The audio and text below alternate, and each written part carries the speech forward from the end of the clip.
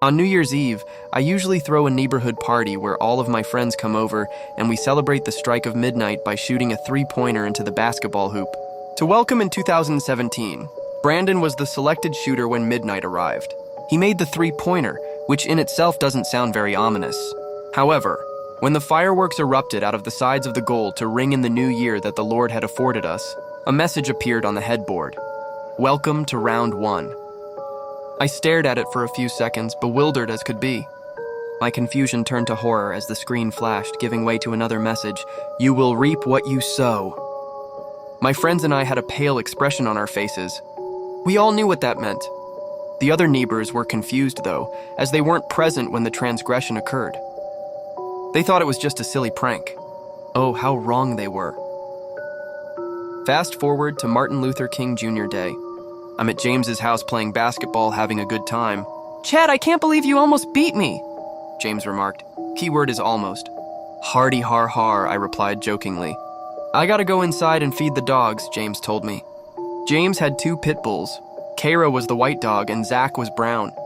Both animals were large and aggressive, which is the reason why I refused to go over to James's home unless they were securely locked in the cage.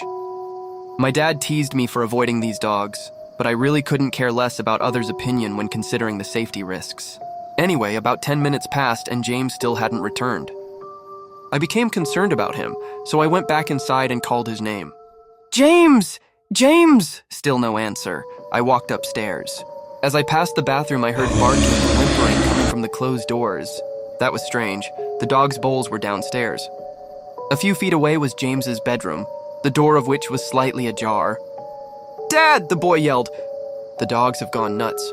I got their bowls out and both of them just started attacking me. Both dogs bit me on the leg and it really hurts. I'm on my way, son, the father replied. As soon as I get home, we are going to the hospital to get you a rabies booster. Okay, I locked Kira in the closet, but Zach is still out there. I knew that this was my cue to make a run for it, but I figured if I hid in the room with James, the beast would tire itself out and forget about us. James, what happened? I exclaimed. I don't know, dude, the boy replied, panicking internally. I just went inside and started putting kibble in the bowl, and Kira snapped and started biting me. The other one is still out there. We have to make a run for it. Let's go out the front door. Just then we heard scratching. I felt my heartbeat stop for a full second. Then it started again. Time was going at the pace of a snail's slither. I told James he was insane if he thought I was going out that door. The most horrifying thing happened after I uttered those words. We heard what sounded like a battering ram, and the door came off its hinges. Zach bolted in the room, charging at James. What happened next, I can only give credit to the Lord himself, because under my own state of mind, I would never have carried this out. I rushed over to the window and unlocked it. Untold amounts of adrenaline allowed me to open the window up immediately. I looked around, feeling dizzy and nauseous. It was either jump or be mauled to death. I put my legs over the brick, dividing the comfort of the room to the outside. I hesitated for a moment, considering the potential injury I could have caused to my internal organs and flesh. However, my tune quickly changed as I heard barking coming my direction. I jumped out of the window and fell 2 stories. Miraculously, I did not break a single bone. I landed on my behind. James jumped as well. He did not break anything either. We then decided to exit the backyard by going out of the gate. We ran down the street and called animal control. They arrived within minutes and shot the dogs with a tranquilizer.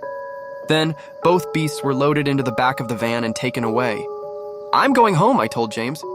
You know how you ask me why I don't come over anymore? This is why, so I left.